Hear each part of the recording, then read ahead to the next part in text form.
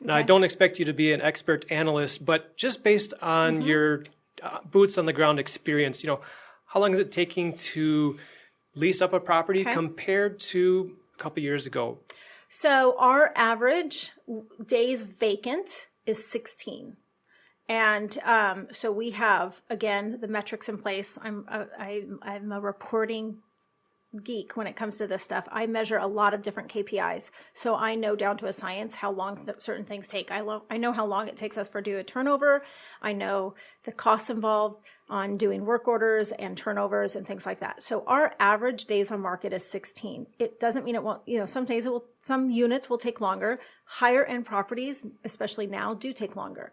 I will say though, interestingly enough, I have found in the last couple of years, if we have a property over $2,500 in rent, we can actually do a really good job in renting it in December and January, which seems odd because it's like the worst, it's the worst month in December to, or in the season to lease out a property. But we have also found this is when like executives that can afford the higher end properties, they're taking time off of work.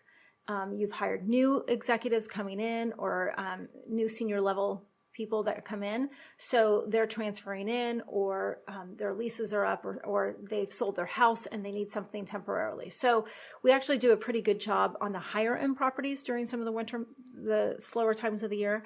The national average is about 14 days on days vacant.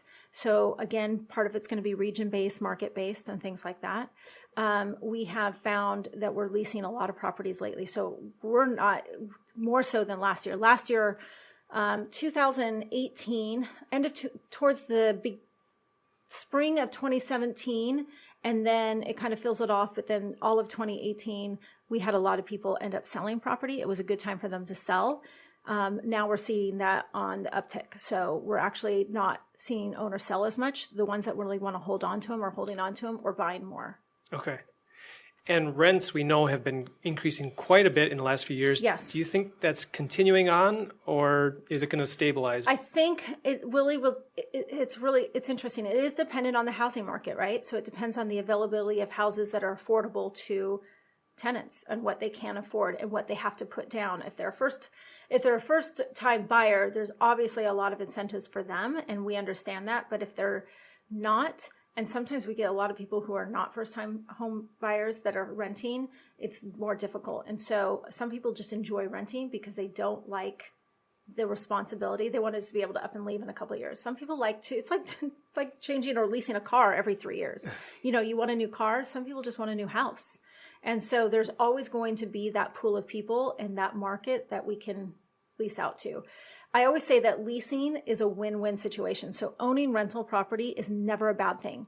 It's great when the market's bad and it's great when the market's good for obvious reasons. And so if an owner has the ability to, the income to be able to hold on to rental property, I encourage them to do it. Don't sell it because it will exponentially just increase in value and rents do continue to go up. I don't think that they'll stabilize anytime soon.